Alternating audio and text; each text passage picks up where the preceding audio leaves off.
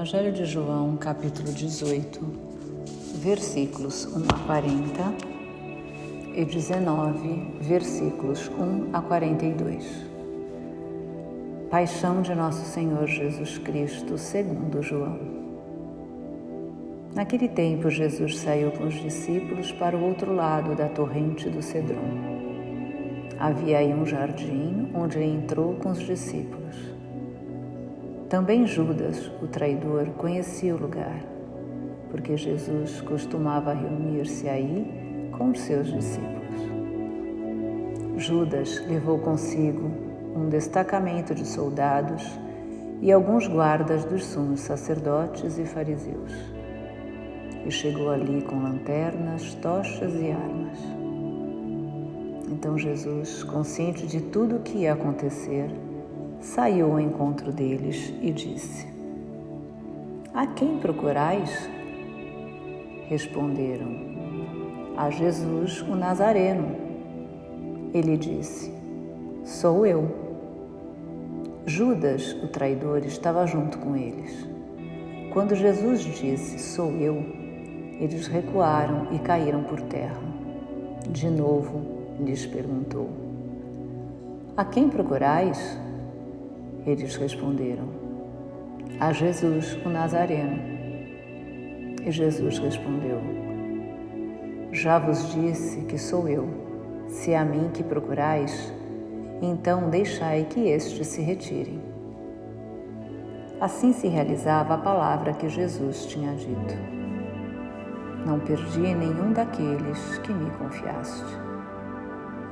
Simão Pedro, que trazia uma espada consigo, puxou dela e feriu o servo do sumo sacerdote, cortando-lhe a orelha direita. O nome do servo era Malco. Então Jesus disse a Pedro: "Guarda a tua espada na bainha.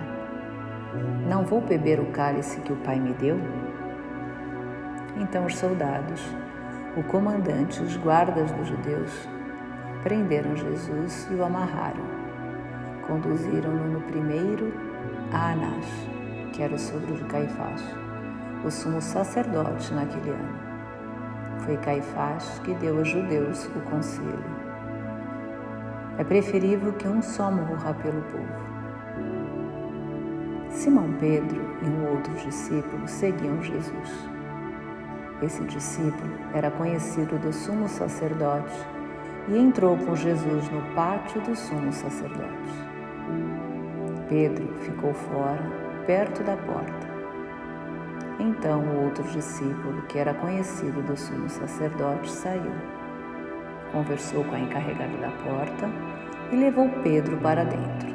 A criada, que guardava a porta, disse a Pedro: "Não pertences também tu aos discípulos desse homem?" E ele respondeu: "Não." Os empregados e os guardas fizeram uma fogueira e estavam se aquecendo, pois fazia frio. Pedro ficou com eles, aquecendo-se. Entretanto, o sumo sacerdote interrogou Jesus a respeito de seus discípulos e de seu ensinamento. Jesus lhe respondeu: "Eu falei às claras ao mundo, ensinei sempre na sinagoga e no templo, onde todos os judeus se reúnem. Nada falei às escondidas. Por que me interrogas? Pergunta aos que ouviram o que falei. Eles sabem o que eu disse." Quando Jesus falou isso, um dos guardas que ali estava deu-lhe uma bofetada, dizendo: "É assim que respondes ao sumo sacerdote?" E Jesus respondeu-lhes: "Se respondi mal, mostra em quê. Mas se falei bem, por que me bates?" Então Anás enviou Jesus amarrado para Caifás, o sumo sacerdote. Simão Pedro continuava lá em pé, aquecendo-se, e disseram-lhe: "Não és tu também um dos discípulos dele?" E Pedro negou: "Não." Então Um dos empregados do sumo sacerdote, parente daquele a quem Pedro tinha cortado a orelha, disse: Será que não te vi no jardim com ele? Novamente Pedro negou. E na mesma hora o galo cantou. De Caifás levaram Jesus ao palácio do governador. Era de manhã cedo, eles mesmos não entraram no palácio para não ficarem impuros e poderem comer a Páscoa. Então Pilatos saiu ao encontro deles e disse: Que acusação apresentais contra este homem? Eles responderam: Se não fosse malfeitor, não o teríamos entregue a ti. E Pilatos disse: Tomai-o vós mesmos e julgai-o de acordo com a vossa lei. Os judeus lhes responderam: Nós não podemos condenar ninguém à morte. Assim se realizava o que Jesus tinha dito, significando de que morte havia de morrer. Então Pilatos entrou de novo no palácio, chamou Jesus e perguntou-lhe: Tu és o rei dos judeus? Jesus respondeu: Estás dizendo isso por ti mesmo ou outros te disseram isso de mim? Pilatos falou: Por acaso sou judeu? O teu povo e os sumos sacerdotes te entregaram a mim. Que fizeste? Jesus respondeu: O meu reino não é deste mundo. Se o meu reino fosse deste mundo, os meus guardas teriam lutado para que eu não fosse entregue aos judeus. Mas o meu reino não é daqui. Pilatos disse a Jesus: Então, tu és rei? Jesus respondeu: Tu o dizes, eu sou rei. Eu nasci e vim ao mundo para isto, para dar testemunho da verdade. Todo aquele que é da verdade escuta a minha voz. Pilatos disse a Jesus: O que é a verdade? Ao dizer isso, Pilatos saiu ao encontro dos judeus e disse-lhes: Eu não encontro nenhuma culpa nele, mas existe entre vós um costume, que pela Páscoa eu vos solte um preso. Quereis que vos solte o rei dos judeus? Então começaram a gritar de novo: Este não, mas Barrabás. Barrabás era um bandido. Então Pilatos mandou flagelar Jesus. Os soldados teceram uma coroa de espinho e a colocaram na cabeça de Jesus. Vestiram-no com um manto vermelho, aproximavam-se dele e diziam: Viva o rei dos judeus! E davam-lhe bofetadas. Pilatos saiu de novo e disse aos judeus: Olhai, eu o trago aqui agora, diante de vós, para que saibais que não encontro nele crime algum. Então Jesus veio para fora, trazendo a coroa de espinhos e o manto vermelho. E Pilatos disse-lhes: Eis o homem.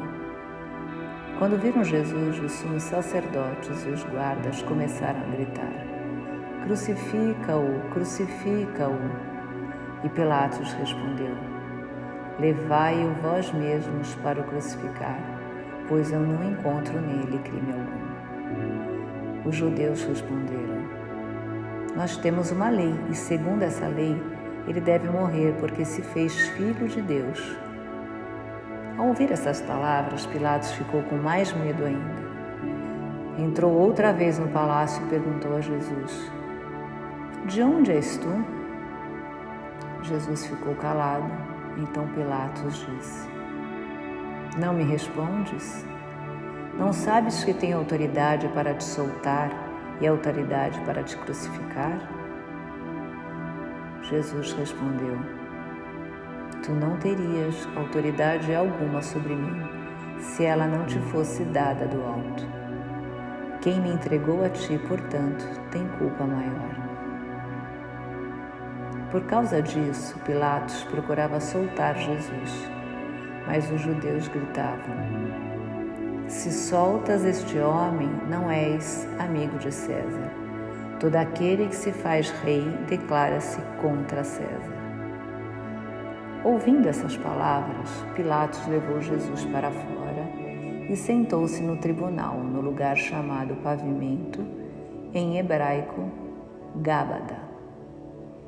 Era o dia da preparação da Páscoa. Por volta do meio-dia, Pilatos disse aos judeus: eis o vosso rei. E eles, porém, gritavam: fora, fora, crucifica-o. Pilatos disse: hei de crucificar o vosso rei? E os sumos sacerdotes responderam: não temos outro rei senão César. Então Pilatos entregou Jesus para ser crucificado e eles o levaram. Jesus tomou a cruz sobre si e saiu para o lugar chamado Calvário, em hebraico Gólgota. Ali o crucificaram com outros dois, um de cada lado e Jesus no meio. Pilatos mandou ainda escrever um letreiro e colocá-lo na cruz. Nele estava escrito: Jesus Nazareno, o Rei dos Judeus. Muitos judeus puderam ver o letreiro, porque o lugar em que Jesus foi crucificado ficava perto da cidade. O letreiro estava escrito em hebraico, latim e grego. Então os sumos sacerdotes dos judeus disseram a Pilatos: não escrevas o Rei dos Judeus, mas sim o que ele disse: eu sou o Rei dos Judeus. Pilatos respondeu: o que escrevi está escrito.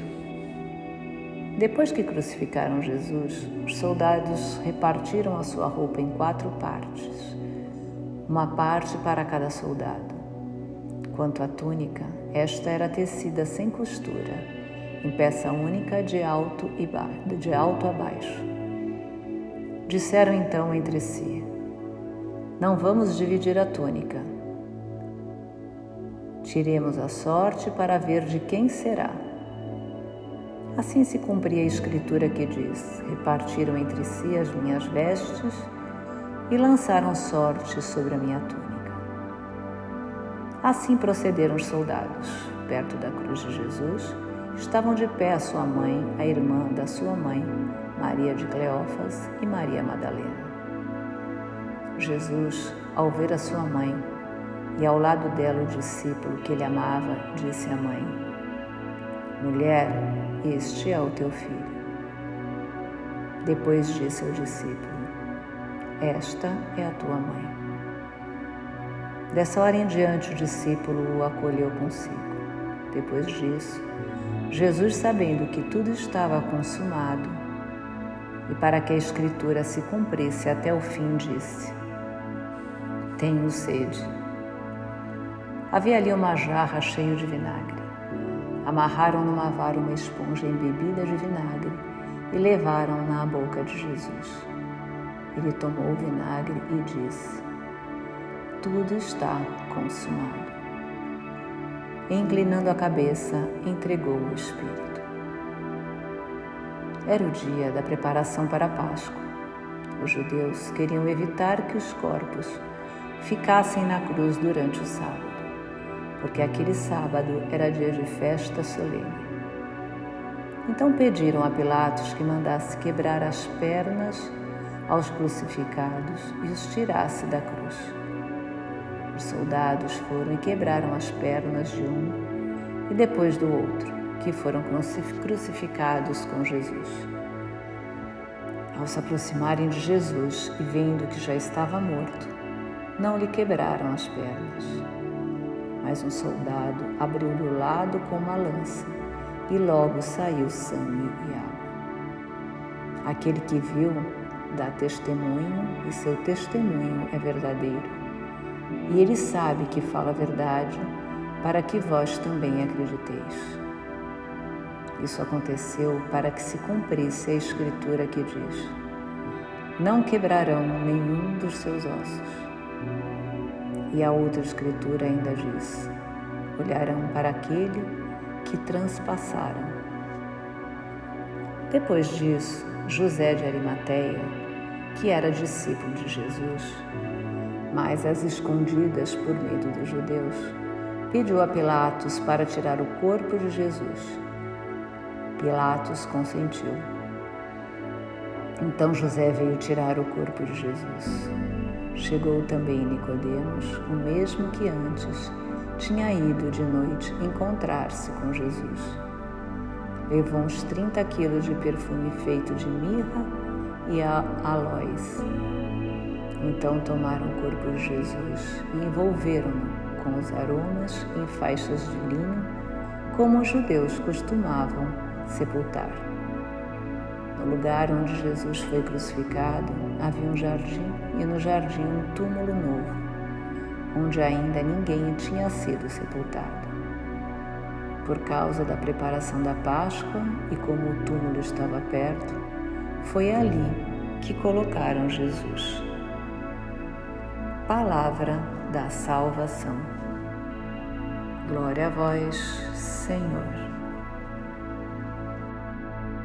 Jesus tomou a cruz sobre si e saiu para o lugar chamado Calvário, em hebraico Gólgota. João capítulo 19, versículo 17.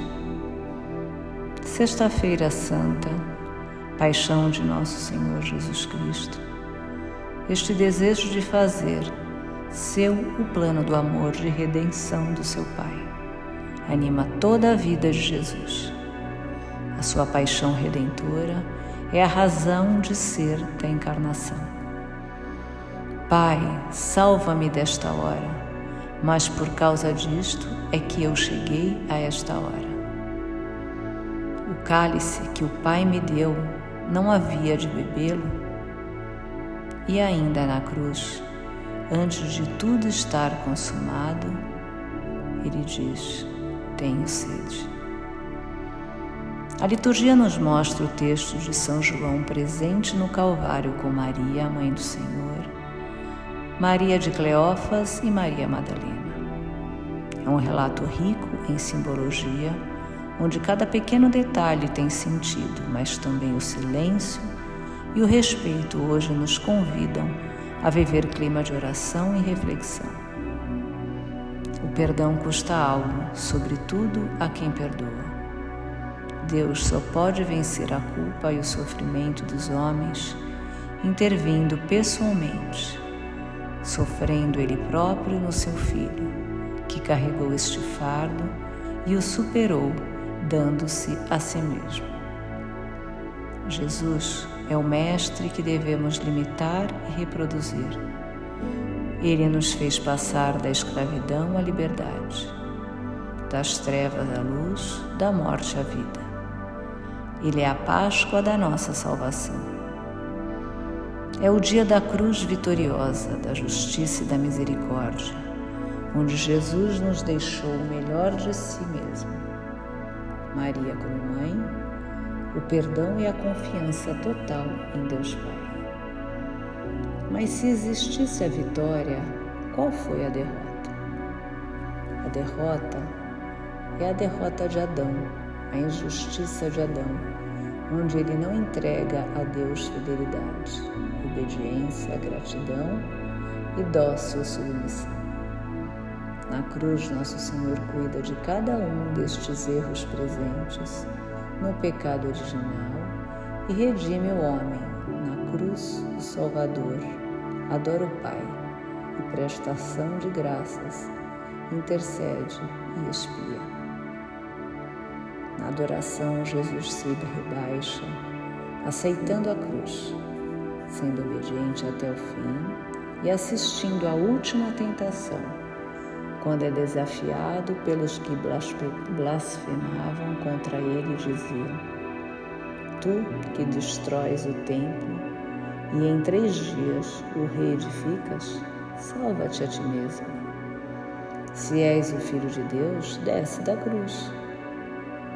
Na ação de graças, quando é amaldiçoado, bendiz, agradece ao Pai pelo grande sacrifício que faz em nosso favor.